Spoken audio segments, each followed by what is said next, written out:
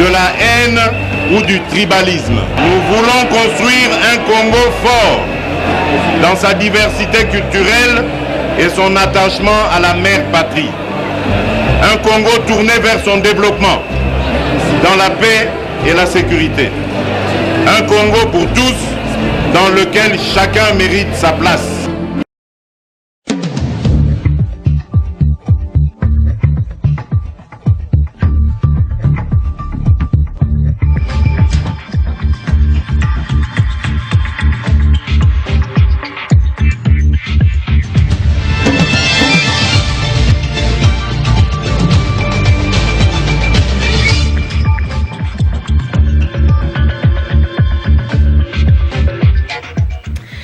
Il est 19h à Kinshasa, 1 heure de plus dans la partie est de la République démocratique du Congo. Bienvenue à cette édition du journal. Tout de suite les sommaires.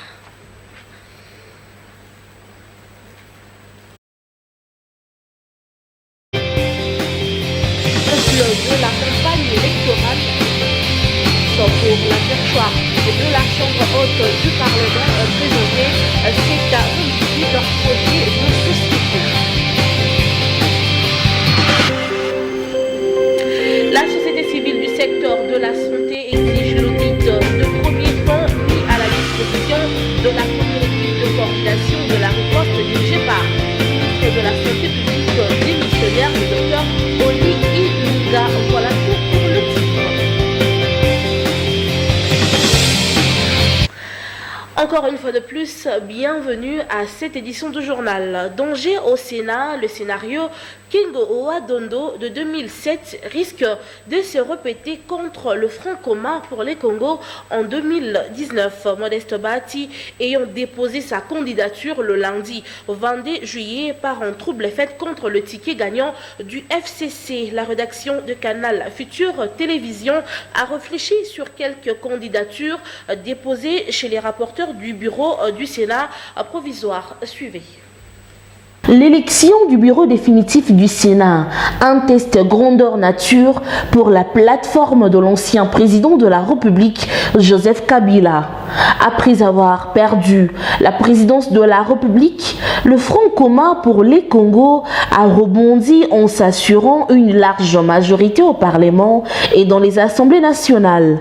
Mais après la perte de la province du Sankuru, le Front commun pour le Congo devra passer une autre épreuve de feu, celle de partager entre Tambwe Mwamba et Modeste Batsilukwebo. Ce dernier peut tout aussi surprendre, un scénario qui sévit aussi à la première vice-présidence de la Chambre haute du Parlement où l'on constate la candidature de Sami Badi Bangantita affronter Évariste Bochab, tous deux membres de la même famille politique. Des situations qui risquent de faire basculer les FCC qui pourra perdre comme en 2007 la présidence du Sénat.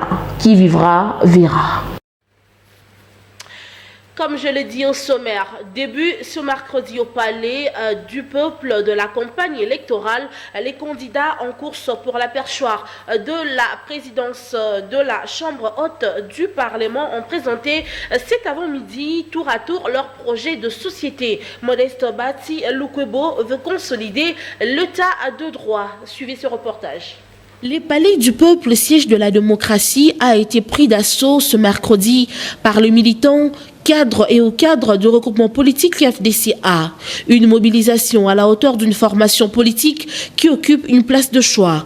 Ils sont venus par milliers accompagner leur autorité morale, Modeste Batsilukwebo, candidat au perchoir de la Chambre haute du Parlement. La campagne électorale de membres du bureau définitif du Sénat étant lancée, le candidat font des yeux doux aux sénateurs pour solliciter leur voix.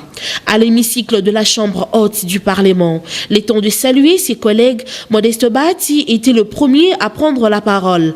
À 63 ans d'âge, les candidats de l'AFDCA au Sénat émettent le vœu de contribuer à la consolidation d'un état de droit qui sera au service de tous ses citoyens. Il étale son programme sur cette priorité, notamment la prise en charge réelle des sénateurs et de membres de leur famille grâce à une efficiente affectation de la dotation budgétaire, la diplomatie parlementaire, l'amélioration de la qualité qualité de vie du personnel administratif du Sénat, du pays et surtout les contrôles efficaces et efficients de l'exécutif. Bien accordé à ma communication. C'est un grand honneur pour moi d'avoir cette occasion de m'adresser à de si hautes personnalités du pays que vous êtes et par ici remercier les membres du bureau provisoire de la Chambre. Modeste Batiloukwebo est donc déterminé à apporter des réformes. Et pour accomplir cette noble mission du peuple, il sollicite un vote massif des sénateurs. Après le discours de candidat en course pour la présidence du Sénat, Dieudonné Fikiri évoque l'absence des sanctions évoquées par les candidats dans leur discours. Les deux discours ont été très pertinents, très pertinents. Et moi je me dis, la seule faiblesse dont je parle, c'est l'absence de la sanction. J'aurais bien voulu que cette notion de sanction soit retenue dans les différents discours. Il y a des recommandations qui peuvent être faites à partir du Sénat. Vous n'avez pas suivi dans ce pays le blocage de certaines lois, quand bien même retenues, déjà votées au niveau du Sénat et au niveau de l'Assemblée nationale, et ça a été bloqué au niveau du Sénat. Vous n'avez jamais suivi ça? Hein? Je crois que vous avez déjà suivi en 2015. Rappelez-vous, je ne vais pas citer. Donc, logiquement... Élection définitive de la Chambre haute du Parlement, on en parle encore dans cette édition du journal. Francine Kimassi, cadre du regroupement politique AFDCA, interpelle les sénateurs au micro de Sylvie Kalala. C'est vrai que du point de vue numérique, nous pouvons avoir quelques désavantages. Mais là, nous sommes en politique. Et en politique, il peut y avoir des surprises parce que même au sein du FCC, il y a des mécontentements. Alors, on ne compte pas sur les mécontentements ni sur les divisions, mais on compte ni sur les intrigues, mais nous comptons sur la maturité des sénateurs pour emmener au perchoir notre autorité morale, qui est l'honorable sénateur Batiloukwebo. Le ridicule ne tue pas. Aujourd'hui, dans notre pays, on ne peut pas continuer à vivre les dédoublements des trucs, des regroupements politiques, les dédoublements des partis politiques. On ne peut pas continuer à vivre le désordre. Il est temps qu'on puisse travailler pour le peuple congolais. Alors, je suis en train de parler à la conscience de chaque sénateur, élu par les élus des élus. Donc, ils représentent une province. Okay, leurs provinces respectives. Et je ne pense pas qu'après ça, s'ils ne votent pas utile, ils auront encore le courage de regarder en face, non seulement leurs électeurs, mais aussi pour la suite. Parce que ça serait vraiment ridicule que la diplomatie parlementaire meure, tout simplement parce qu'on va mettre à la tête du perchoir une personnalité qui est non grata à l'international. En conférence de presse ce mardi 23 juillet, la société civile par excellence a passé en revue plusieurs questions liées à l'actualité politique du pays afin de fixer l'opinion tant nationale qu'internationale sur les positions qui sont siennes. Le détail dans ce reportage signé Gloire Sanga. La société civile par excellence, membre de la coalition de la société civile pour le changement, a voulu à travers cette conférence de presse animée ce mardi 23 juillet fixer l'opinion tant nationale qu'internationale sur les positions qui sont les siennes par rapport aux questions d'actualité en République démocratique du Congo et cela sur plusieurs aspects de la vie nationale. Joseph Zagabé Mouimani, coordonnateur national de cette structure. Le point de presse d'aujourd'hui a porté sur plusieurs points. D'abord concernant l'élection au bureau définitif du Sénat. Nous avons eu à démontrer cas sur table que le ticket Batiloukwebo était un ticket gagnant, contrairement à Alexis Thambwe Mwamba, indépendant. Il y a eu plusieurs questions, notamment celle de savoir pourquoi seulement nous n'acceptons pas Alexis Thambwe Mwamba. Nous avons eu à démontrer beaucoup de points le concernant. Vous vous rappellerez lorsqu'il avait donné l'autorisation puisqu'on puisse abattre l'avion où se trouvaient des paisibles citoyens, qu'il a aussi d'autres charges sur le plan international. Nous avons comme souci d'avoir des responsables qui n'ont pas de problème, qui auront au fait les soucis de ces pays. On n'accompagne pas les individus, mais on accompagne la vision Et celle que nous accompagnons, c'est la vision du chef de l'État, Félix Antoine Tshisekedi. Signalant ici que cette plateforme a réitéré son soutien indéfectible et sans faille au président de la République, Félix Tshisekedi Tshilombo, en l'encourageant dans ses actions visibles de changement et de développement de la RDC. Je ne suis pas en guerre contre Joseph Kabila, mais plutôt contre le système. Ce n'est pas moi qui le dis, mais plutôt Modeste Bati Lukwebo, président de l'Alliance des forces démocratiques pour les Congo et candidat au perchoir du Sénat au micro de Michel Kassanga. Moi, je ne fais front à personne, je fais front à un système. Un système, c'est vrai, je ne peux pas dire que Kabila n'a rien fait, il a fait beaucoup de choses, hein, mais il en restait encore beaucoup. Mais je crois que toute chose a son temps. Le grand problème ici, c'est le comportement de ses collaborateurs qui, au lieu de travailler, passent tout leur temps dans des laboratoires pour comploter, pour décourager ceux qui travaillent. Nous travaillons et nous venons avec les résultats. Mais en conséquence, ils ne veulent pas accepter que nous puissions tirer avantage de ces résultats. C'est ça. Vous l'avez rencontré, vous avez discuté avec Joseph Kabila? J'ai demandé à le rencontrer à plusieurs reprises. Il a promis. Bon, finalement, on ne s'est pas vu.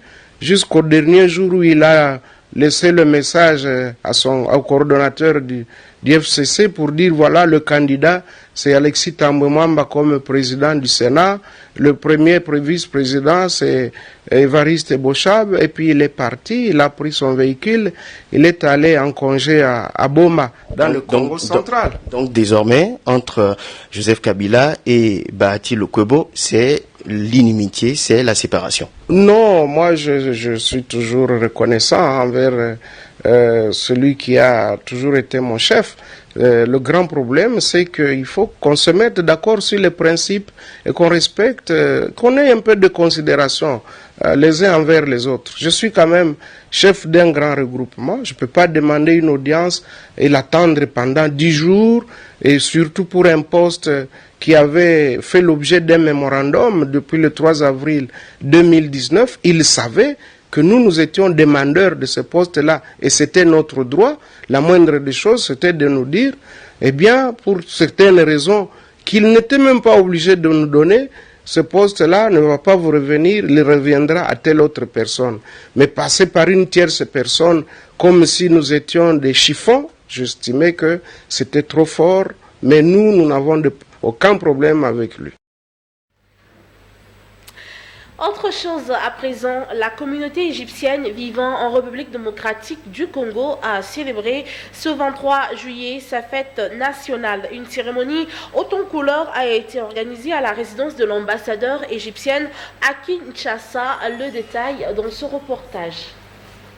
La révolution du 23 juillet 1959 est un événement important dans l'histoire égyptienne, mais également dans celle de tous les pays arabes dont la majorité était occupée par les étrangers. 67 ans après, le digne descendant du pharaon commémore. Nous nous sommes réunis aujourd'hui pour célébrer la commémoration de la 67e anniversaire de la révolution du 23 juillet qui mit fin à l'occupation et réalisé l'indépendance de l'Égypte. 67 ans se sont écoulés au cours desquels se sont réalisés de multiples changements de large envergure, traçant de nouveaux traits à la vie politique égyptienne, arabe et africaine, et dont les effets se sont répercutés partout dans le monde. Au cours de cette cérémonie, agrémentée par ses talentueux danseurs traditionnels, la République démocratique du Congo a été valablement représentée par quelques autorités qui n'ont pas dérogé à la règle.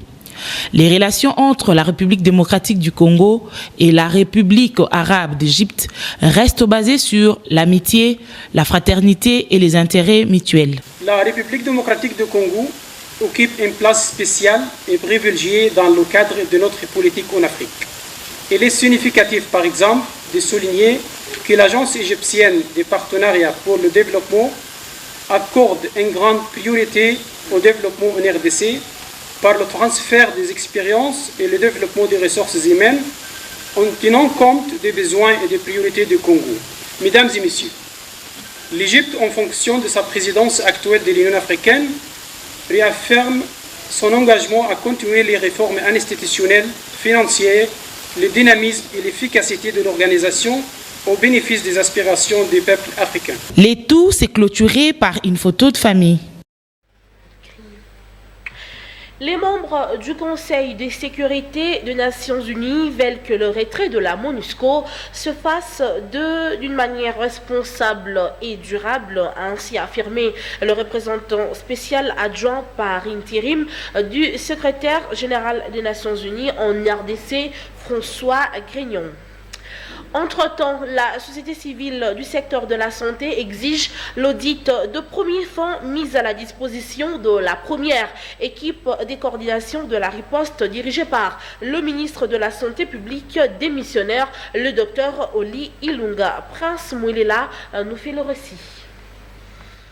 La société civile du secteur de la santé salue la décision du président de la République, Félix Tshisekedi Tshilombo, de prendre en main la riposte contre la maladie à virus Ebola. Dans un point de presse tenu mardi 23 juillet à Kinshasa, la présidente de l'Association pour la défense des intérêts des patients, membre de cette plateforme, a exigé l'audit de premiers fonds mis à la disposition de la première équipe de coordination de la riposte dirigé par le ministre de la Santé publique démissionnaire, Oli Ilunga. La présidente de l'Association pour la défense des intérêts des patients, Elodie Mouzi-Giroua, a demandé à la nouvelle coordination de la riposte de fédérer toutes les forces nationales et aux partenaires extérieurs de continuer à mettre à la disposition de la RDC des moyens pour l'efficacité de la riposte. L'Association pour la défense des intérêts patients s'insurge d'abord contre la décision du ministre de la Santé de démissionner. Il n'est pas quand même normal qu'en ces moments critiques de l'histoire sanitaire de notre pays, une telle décision puisse être prise au motif qu'il a évoqué, a affirmé Elodie Mouzi-Giroua. Mais au regard de la gravité et de l'ampleur de la situation sur terrain, elle a appelé les présidents à diligenter un audit général sur la lutte contre cette épidémie. Sa gestion de la crise doit être auditée et il est de droit que la population soit informée quant aux facteurs qui a fait qu'à ce jour, l'épidémie ne soit pas maîtrisée et que la vie humaine ait été mise en danger, a poursuivi Elodie Mouzi-Giroua. L'Association pour la défense des intérêts des patients demande au secrétariat mis en place de fédérer toutes les forces locales pour plus d'efficacité de la riposte, mais aussi pour éviter certaines erreurs du passé, d'éviter les frustrations, d'éviter de mettre à l'écart de personnes congolaises sur place. Tout en promettant la collaboration de la société civile sur la sensibilisation, Elodie Mouzi-Giroua demande aux partenaires de continuer à mobiliser les ressources nécessaires pour endiguer cette épidémie. Toujours en santé, plus de 300 professionnels de santé de l'UNC ont pris part à une formation idéologique organisée par le secrétariat politique national en charge de la santé publique de ce parti, cher à l'honorable Vital Kamere. Cette formation idéologique organisée ce dimanche 21 juillet est une initiative du secrétariat politique national en charge de la santé publique en collaboration avec le bureau d'études, des consultations, d'assistance et des urgences médicales, BOCOM en sigle. On prépare à cette activité tous les personnels de santé membres de l'UNC, parti cher à Vital Kamere. Les mots d'ouverture ont été prononcés par Dr Esther Tama, secrétaire politique national en charge de la santé de l'Union pour la nation congolaise.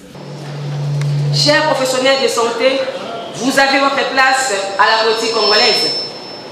Vous avez à lutter pour l'obtention de l'alternance politique qui est une réalité dans notre pays et nous entendons ensemble diriger, changer ce pays en apportant une amélioration positive. C'est ainsi, nous mettons à votre disposition l'idéologie du parti afin que nous puissions marcher dans le respect strict de textes de base qui régissent notre parti. Soyons des modèles, des références pour les Congolais. Chers professionnels de santé, mettons-nous davantage au travail pour la victoire prochaine de notre cher parti, Union pour la nation congolaise, aux prochaines élections à tous les niveaux, pour accompagner notre leader, le président Vital Kamerhe à la magistrature suprême. Prenant la parole, Maître Gabin Lolendo, porte-parole adjoint de l'UNC, a parlé de l'idéologie du parti. Signalant ici que le BECOM étant une structure d'appui technique médical de l'UNC sous la coordination du secrétariat politique national de la santé publique, compte marcher dans le respect strict des textes de base de leur parti UNC. Restons toujours dans ce chapitre. Au terme de cette formation idéologique, la secrétaire politique nationale en charge de la santé de l'UNC, Esther Ntama, s'est confiée à la presse au micro de nos reporters. Suivez. Au sein de l'Union pour la nation congolaise, nous avons le secrétariat politique national qui coordonne une structure technique du parti de la santé appelée BECOM. Et nous avons pensé organiser une formation dans le but d'apprendre à nos cadres de l'INC qui sont professionnels de santé les valeurs que prône notre parti politique. Nous avons recherché à apprendre à nos cadres de l'INC qui sont professionnels de santé la vision du président national Vital Kamerhe pour un Congo fort et prospère. Et l'objectif poursuivi était aussi d'apprendre aux cadres de l'INC qui sont professionnels de santé les projets de société de l'INC, les bonnes manières, les bonnes habitudes, en bref, la notion du civisme. Ils sont appelés à diriger ces pays, d'où ils doivent savoir comment se comporter. Quand même que l'objectif d'un parti politique, c'est conquérir le pouvoir d'État d'une façon pacifique, l'exercer et le concevoir aussi longtemps que possible. Mais nous avons aussi le devoir de veiller sur l'éducation civique de ces citoyens qui sont appelés à diriger la nation congolaise. Nous, au sein de l'Union pour la nation congolaise, nous apprenons ces valeurs à nos cadres au travers des matinées politiques, des conférences. C'est pourquoi vous avez vu l'activité d'aujourd'hui qui avait comme objectif d'apporter des valeurs, de former nos cadres professionnels de santé sur le plan idéologique. Le monde entier a célébré ce mercredi la journée mondiale de la lutte contre l'hépatite virale. À cette occasion, une marche de sensibilisation est prévue le 3 août à Kinshasa, activité organisée par le docteur Victor Chamala, responsable de la clinique Astrid, dans une annonce faite ce mercredi devant la presse. Nous y reviendrons très prochainement, mesdames, messieurs. Parlons sport à présent. La République démocratique du Congo débutera les éliminatoires de la 33e édition de la CAN Cameroun 2021 face au Gabon en première journée du groupe D le 11 novembre. Ça sera au stade de Martyrs de la Pentecôte, précisément à Kinshasa. Prince Mouilela pour ses commentaires. La République démocratique du Congo débutera la campagne éliminatoire de la 33e édition de la Coupe d'Afrique des Nations Cameroun 2021 face au Gabon en première journée du groupe D le 11 novembre au stade de Martyrs à Kinshasa. La seconde journée aura lieu le 19 novembre. Les Léopards se déplaceront à cette date pour rencontrer les gagnants du match Djibouti-Gambie. Puis la RDC sera face à l'Angola à Kinshasa le 31 août 2020 pour la troisième journée avant le duel à Luanda entre les deux nations le 8 septembre 2020. Et la cinquième journée est programmée la semaine du 5 au 13 octobre 2020 entre le Gabon et la RDC à Libreville. La RDC clôturera ses éliminatoires à Kinshasa où elle recevra les gagnants du match Djibouti-Gambie la semaine du 9 au 17 novembre 2020. Rappelons ici que la 32e édition de la CAN organisée en Égypte a été remportée par l'Algérie face au Sénégal 1-0. Et la RDC quant à elle avait été éliminée en 8e de finale par le Madagascar. Place à présent à la revue de presse.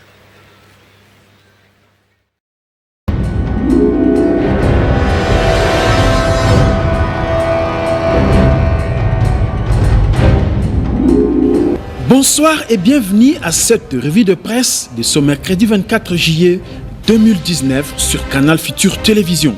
La rencontre entre le président de la République, Félix Tshisekedi, et son prédécesseur Joseph Kabila Kabange, ainsi que la course au perchoir du Sénat, ont raflé plusieurs unes de journaux Paris dans la capitale RD congolaise ce mercredi.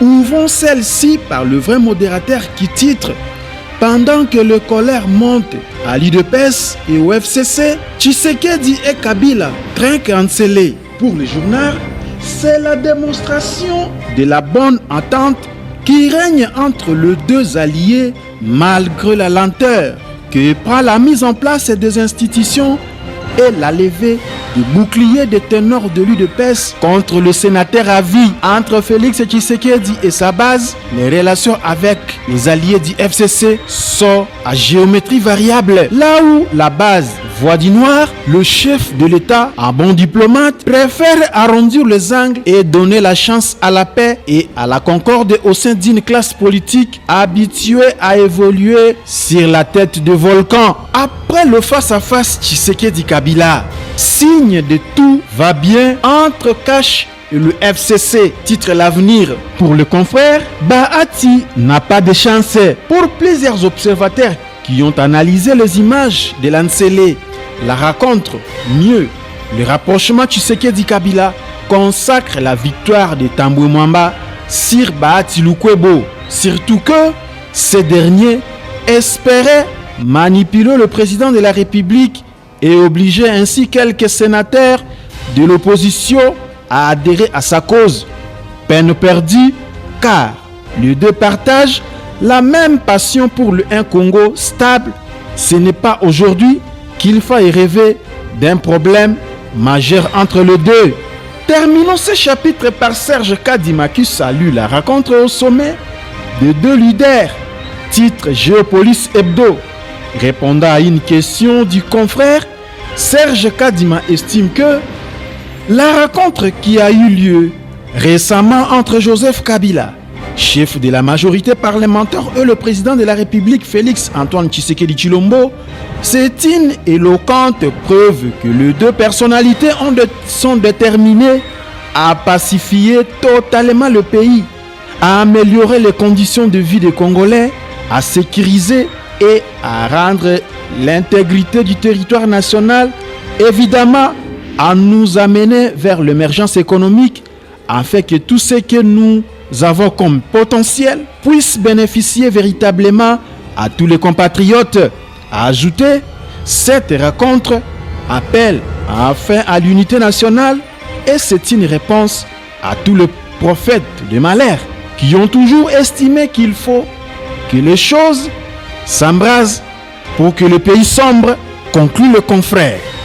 Changeons le chapitre avec le vrai modérateur qui titre en manchette « Bataille du 27 juillet prochain, Tambwe Mwamba, rien n'est encore gagné ». Le jour du dépôt de candidature au Sénat, les Kinois ont eu la surprise de voir Tambwe Mwamba, fier de la forte délégation de sénateurs composant son cortège, jubilé à tout vent, comme si la présidence de la Chambre haute du Parlement lui était déjà acquise et que ses fauteuils, tant convoités par un adversaire, considéré désormais comme un gênant, lui revenaient de droit. Mais de surprise, le Sénat en a déjà connu. Détail, la mésaventure vécue par Cheo Kitundu devant Léon Kengo Wadondo. Et peut-être cela incitera à plus de modération et de discrétion dans l'euphorie ou encore celle plus récemment de Lambert Mende au gouvernorat de Sankuru. Tambwe Mwamba favori, Bahati à l'épreuve, s'exclame la prospérité. La consoeur estime que c'est le candidat qui a le faveur de tout le pronostic. Alexis Tambwe Mwamba, ancien garde du Sceau et candidat adoubé par Joseph Kabila, l'autorité morale du Front commun pour le Congo, trouvera sur son schéma Modeste Bahati et Georges-Éric Makungu. C'est officiel, car en effet, il y ressort de la liste affichée qu'aucun de ces trois candidats n'a nullement l'intention de se désister en faveur d'un autre. D'ailleurs, poursuit le journal, Alexis Tambwe Mwamba se présenta aux couleurs de sa famille politique, le FCC, s'est montré confiant et sûr de lui-même lorsqu'il a affirmé, sans embâche, lundi 22 juillet, à l'occasion du dépôt de sa candidature, qu'il n'avait aucune crainte ni la moindre hésitation face à la compétition dont la campagne s'ouvre normalement aujourd'hui après la présentation de leurs visions respectives.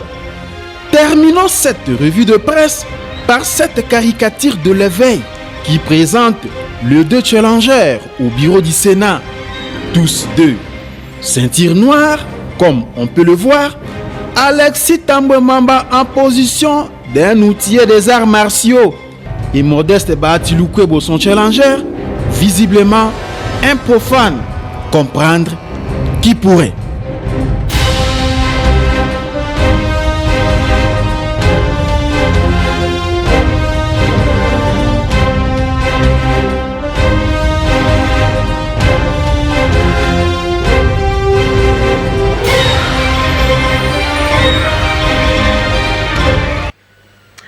Madame, Messieurs, c'est par ici que nous bouclons cette édition du journal. Mais avant de nous quitter, le rappel de titre.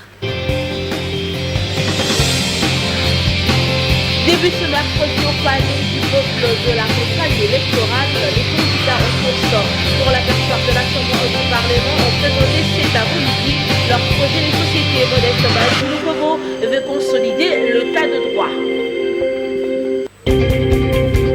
La société civile du secteur de la santé exige le but de premier commis à la disposition de la première équipe de coordination de la réponse dirigée par le ministre de la Santé publique démissionnaire, le docteur Oli Ilunga. Voilà tout.